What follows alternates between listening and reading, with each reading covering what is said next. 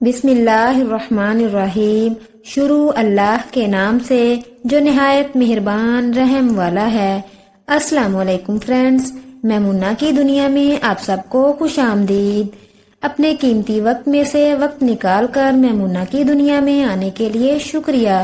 میمونہ کی دنیا میں آپ کو ملیں گی بہت ہی دلچسپ کہانیاں، سبق آموز کہانیاں، پرانے قصے، اسلامک قصے اور بہت کچھ۔ تو میرے ساتھ جڑے رہنے کے لیے اور ہر نئی اپڈیٹ کے لیے چینل کو سبسکرائب کریں، اور ویڈیو پسند آئے تو ویڈیو کو لائک اور شیئر کرنا مت بھولیں۔ جزاک اللہ۔ شہزادی نگینہ بادشاہ کی اکلوتی بیٹی تھی، اس لیے بادشاہ اسے دل و جان سے چاہتا تھا۔ وہ نہایت حسین و جمیل اور عقل مند تھی۔ جب وہ بڑی ہوئی تو بادشاہ اور ملکہ کو اس کی شادی کی فکر ہوئی۔ اسی دوران اس کے 2 شہزادوں کے رشتے بھی آ گئے۔ بادشاہ کو فیصلہ کرنا دشوار ہو گیا کہ اس کی شادی کس سے کریں۔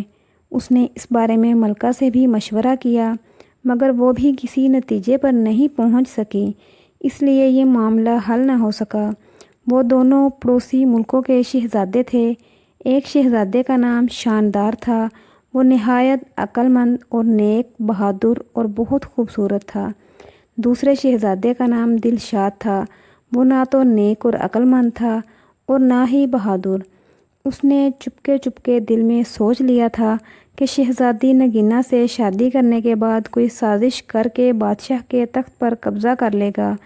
چونکہ شادی پوری زندگی کا معاملہ ہوتی ہے، اس لیے ملکہ نے فیصلہ کیا کہ وہ اس سلسلے میں شہزادی نگینہ سے اس کی رائے معلوم کرے گی۔ وہ جس شہزادے کو بھی پسند کرے گی اسی سے اس کی شادی کروا دی جائے گی۔ جب اس نے دونوں شہزادوں کے بارے میں ساری معلومات بتا کر شہزادی نگینہ سے اس کی پسند پوچھی تو وہ بولی، امی حضور، آپ نے میری تربیت کچھ اس طرح کی ہے کہ میں اپنے ماں باپ کے فیصلوں پر سر جھکانے والی لڑکی بن گئی ہوں۔ آپ جہاں بھی کہیں گی اور جس سے بھی کہیں گی میں شادی کر لوں گی۔ ملکہ یہ بات سن کر خوش ہو گئی۔ اس نے شہزادی نگینہ کو گلے سے لگا کر پیار کیا اور بولی، جیتی رہو بیٹی، تمہارے لیے 2 شہزادوں کے رشتے آئے ہیں جن کے بارے میں ہم تفصیل تمہیں بتا چکے ہیں، اور ہماری سمجھ میں کچھ نہیں آ رہا کہ کسے ہاں کرے اور کسے نہ۔ تم فیصلہ کر کے ہمیں بتا دو کہ کس شہزادے سے شادی کرنا پسند کرو گی۔ امی حضور، شادی کے لیے آپ کا جو فیصلہ ہوگا مجھے منظور ہوگا۔ شہزادی نگینہ نے دھیرے سے اپنی بات دہرائی، کہہ تو رہی ہوں کہ ہماری سمجھ میں کچھ نہیں آ رہا، ملکہ نے قدرے جھنجھلا کر کہا۔ شہزادی نگینہ کچھ سوچ کر بولی، تو پھر ٹھیک ہے امی، میں اس شہزادے سے شادی کروں گی جو میری 3 شرطیں پوری کرے گا۔ وہ شرطیں کیا ہیں؟ ملکہ نے حیرانی سے پوچھا۔ میری پہلی شرط یہ ہے کہ وہ اس تالاب میں تیر کر دکھائے جس میں آدم خور مگرمچھ رہتا ہے۔ میری دوسری شرط یہ ہے کہ وہ چاولوں سے بھری ایک پوری دیگ کھائے۔ میری تیسری اور آخری شرط یہ ہے کہ وہ سوتا ہوا گھوڑا لائے اور اس پر سواری کر کے دکھائے۔ شہزادی نگینہ نے مسکراتے ہوئے کہا۔ ملکہ اسے حیرت سے گھورنے لگی اور پھر اٹھتے ہوئے بولی، اس کا مطلب ہے کہ تم شادی کرنا ہی نہیں چاہتی ہو؟ کوئی بھی تمہاری یہ عجیب و غریب شرطیں پوری نہیں کر سکے گا۔ تمہیں پتہ ہے تالاب کا آدم خور مگرمچھ کتنا خوفناک اور بڑا ہے؟ کس میں ہمت ہے کہ وہ اس تالاب میں تیر کر دکھائے؟ پھر کون سا شہزادہ ہے جو دیگ بھر کر چاول کھا سکے گا؟ شہزادے تو ویسے بھی نرم و نازک ہوتے ہیں، تھوڑا سا ہی کچھ کھا لیں تو ان کا پیٹ بھر جاتا ہے، اور سوتے ہوئے گھوڑے پر بھلا کون سواری کرے گا؟ گھوڑا سوئے گا یا پھر بھاگتا پھرے گا؟ اس کی باتیں سن کر شہزادی مسکرانے لگی۔ اسے مسکراتا دیکھا تو ملکہ کو تھوڑا سا غصہ آ گیا، اس لیے وہ خفگی سے بولی، بادشاہ کے پاس آئی اور اسے اس کی لاڈلی بیٹی کی شکایت کی۔ اس کی بات سن کر بادشاہ کے چہرے پر مسکراہٹ پھیل گئی۔ اس نے کہا، ملکہ، آپ شاید بھول گئی ہیں کہ آپ نے بھی تو اپنی شادی کے لیے 3 شرطیں رکھی تھیں۔ بہت سارے شہزادے ان شرطوں کو پورا کرنے میں ناکام رہے تھے، مگر انہیں ہم نے پورا کر کے دکھایا تھا کہ نہیں؟ ملکہ کو وہ پرانی باتیں یاد آ گئیں۔ انہیں سوچ کر وہ مسکرانے لگی اور بولی، امی حضور، میری شادی اپنی بہن کے بیٹے سے کرنا چاہ رہی تھی اور وہ مجھے بالکل بھی پسند نہیں تھا، اس لیے میں نے وہ شرطیں رکھی تھیں، پھر میری شرطیں تو ہمت اور جواں مردی والی تھی۔ ایک آدم خور شیر کو خنجر سے مارنا تھا جس نے کئی انسانوں کو اپنا نوالا بنا لیا تھا۔ معصوم لوگوں کو لوٹنے والے ڈاکوؤں کو گرفتار کرنا تھا جنہوں نے غریبوں کی زندگی اجیرن کر دی تھی، اور پہاڑ کو کاٹ کر ایک نہر نکال کر کسانوں کی بنجر زمینوں کو سیراب کرنا تھا۔ مجھے فخر ہے کہ آپ نے وہ تمام شرطیں پوری کی تھیں۔ آپ بہادر اور ہمت والے بھی تو بہت تھے، لیکن ملکہ کبھی کبھی ہم یہ سوچ کر پریشان ہو جاتے ہیں کہ اگر ہم آپ کی شرطوں کو پورا کرنے سے قاصر رہتے تو پھر آپ سے تو ہماری شادی ہی نہ ہوتی۔ کیوں نہیں ہوتی؟ ملکہ نے اٹھلا کر کہا، میں اپنی شرطوں میں یہ تبدیلی کر دیتی کہ آپ انہیں شادی کے بعد بھی پورا کر سکتے ہیں۔ پھر کچھ دیر خاموش رہنے کے بعد وہ بولی، پہلے میری یہ سمجھ میں نہیں آ رہا تھا کہ شہزادی کی شادی کس سے کریں، اب یہ سمجھ میں نہیں آ رہا کہ اسے کیسے سمجھاؤں کہ وہ اپنی بے سروپا شرطوں سے باز آ جائے۔ اس بارے میں آپ کو فکر مند ہونے کی کوئی ضرورت نہیں۔ ہماری شہزادی چاہتی ہے کہ اس کا شوہر بہادر ہونے کے ساتھ ساتھ عقل مند بھی ہو۔ اگر کوئی ذرا سی بھی عقل لڑائے تو شہزادی کی شرطیں بآسانی پوری کر سکتا ہے۔ ہم دونوں شہزادوں کے سامنے شہزادی نگینہ کی شرطیں رکھ دیں گے، جس نے بھی انہیں پورا کر دیا اس کی شادی شہزادی سے کر دی جائے گی۔ پھر بادشاہ نے ایسا ہی کیا۔ اس نے ایلچی بھیج کر دونوں شہزادوں کو ان کے ملک سے اپنے محل میں بلوا لیا۔ دونوں شہزادے اپنے اپنے مصاحبوں اور غلاموں کے ساتھ حاضر ہو گئے۔ بادشاہ نے سب کو شاہی مہمان خانے میں ٹھہرایا اور ان کی خوب خاطر مدارت کے لیے خاص انتظامات بھی کروا دیے۔ جب شام کو بادشاہ ان شہزادوں سے ملا تو اسے شہزادہ شاندار بہت پسند آیا۔ وہ اس کی شکل و صورت اور وجاہت سے بہت متاثر ہوا تھا۔ اس کا باپ بہت اچھے طریقے سے اپنے ملک پر حکومت کر رہا تھا، جس کی وجہ سے رایا بہت خوشحال تھی۔ ملکہ کو بھی وہ شہزادہ بہت پسند آیا۔ دوسرا شہزادہ جس کا نام دلشاد تھا، دونوں کو ایک آنکھ نہیں بھایا۔ بادشاہ کو محسوس ہوا کہ وہ ایک خوش آمدی اور چاپلوس قسم کا نوجوان ہے۔ اس بات سے بادشاہ نے اندازہ لگا لیا کہ وہ نہایت چلاک اور عیار آدمی ہوگا۔ ملکہ کو تو شہزادہ شاندار اتنا اچھا لگا کہ وہ شہزادی نگینہ کے پاس گئیں اور اس سے بولیں، بیٹی تم اپنی شرطیں واپس لے لو اور شہزادہ شاندار سے شادی کر لو۔ ایسا شوہر تو قسمت سے ہی ملتا ہے۔ اگر پہلی شرط کے دوران ہی مگرمچھ اسے کھا گیا تو بہت برا ہوگا۔ شہزادی نگینہ نے اٹل لہجے میں کہا، اگر میں اپنی شرطیں واپس لیتی ہوں تو اس میں میری بے عزتی ہے۔ شہزادہ اگر میری شرطیں پوری کرتا ہے تو ٹھیک ہے، ورنہ اپنے گھر جائے۔ ملکہ مایوس ہو کر لوٹ گئیں۔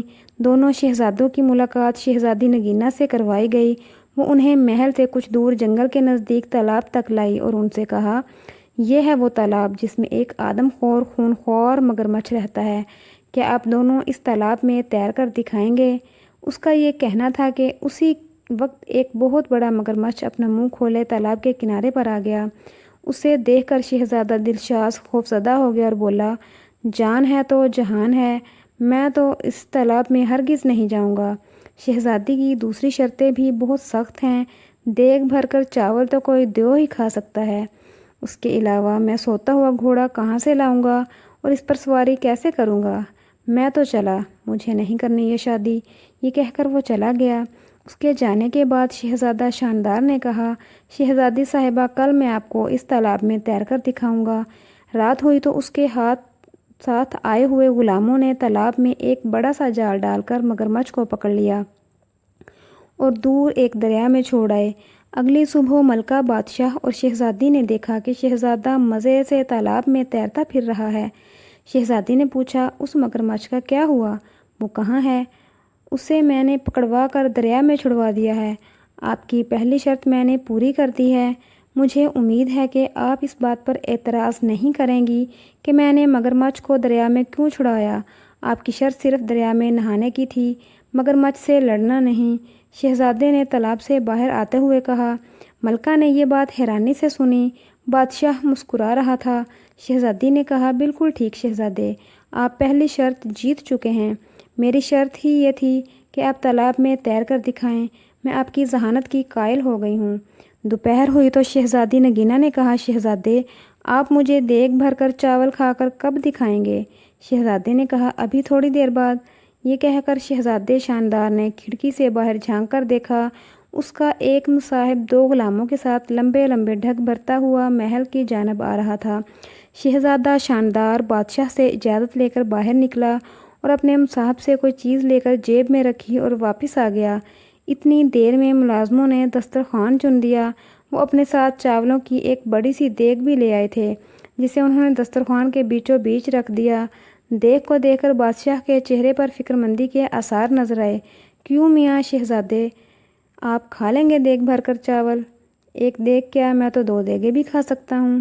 یہ کہہ کر شہزادہ شاندار نے اپنی جیب سے ایک نہایت چھوٹی سی دھاتی دیگ نکالی جو اس کے ملازم بازار سے خاص طور سے بنوا کر لائے تھے۔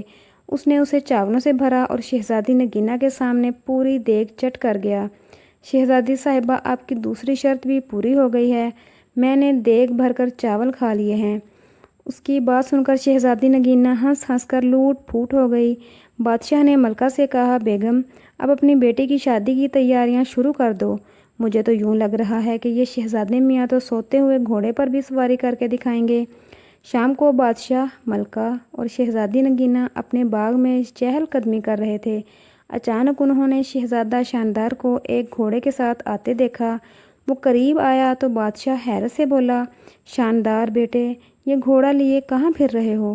شہزادہ شاندار نے بڑے فخر سے بتایا، یہ گھوڑا نہایت قیمتی ہے، میں اسے منڈی سے خرید کر لا رہا ہوں۔ اس کے مالک نے مجھے بتایا تھا کہ یہ حاتم طائی کے گھوڑوں کی نسل سے ہے۔ اس کا تو میں نے ایک بڑا اچھا سا نام بھی رکھ لیا ہے۔ گھوڑا واقعی بہت خوبصورت تھا۔ شہزادی نگینا کو بھی بے حد پسند آیا۔ اس کا رنگ ہلکا کتھئی تھا اور اس کی گردن پر بڑی بڑی چمکدار ایال تھی۔ شہزادے، کیا نام رکھا ہے آپ نے اس کا؟ اس نے بڑے اشتیاق سے پوچھا۔ شہزادی صاحبہ، میں نے اس کا نام رکھا ہے سوتا ہوا گھوڑا، چونکہ یہ میرا گھوڑا ہے، میں جو بھی اس کا نام رکھوں میری مرضی۔ اب میں آپ کو سوتے ہوئے گھوڑے پر سوار ہو کر دکھاؤں گا تاکہ آپ کی تیسری شرط بھی پوری ہو سکے۔ یہ کہہ کر شہزادہ شاندار رکاب میں پاؤں ڈال کر گھوڑے پر سوار ہو گیا اور ایڑ مار کر اسے دوڑاتا ہوا باغ کا ایک چکر لگا کر دوبارہ ان لوگوں کے پاس آ گیا۔ یہ سب دیکھ کر ملکہ اور بادشاہ کا ہنستے ہنستے برا حال ہو گیا۔ شہزادی نگینا بھی مسکرانے لگی۔ کچھ دیر بعد وہ بولی، ابا حضور، ہم چاہتے تھے کہ ہماری شادی ایک ایسے شہزادے سے ہو جو بہادر ہونے کے ساتھ ساتھ عقل مند بھی ہو۔ ہم نے اپنی شرطیں اسی لیے رکھی تھی کہ انہیں پورا کرنے والے کی ذہانت کا امتحان ہو سکے۔ خدا کا شکر ہے کہ ہمیں ایسا شہزادہ مل گیا ہے۔ اس کی بات سن کر بادشاہ اور ملکہ نے سکھ کا سانس لیا۔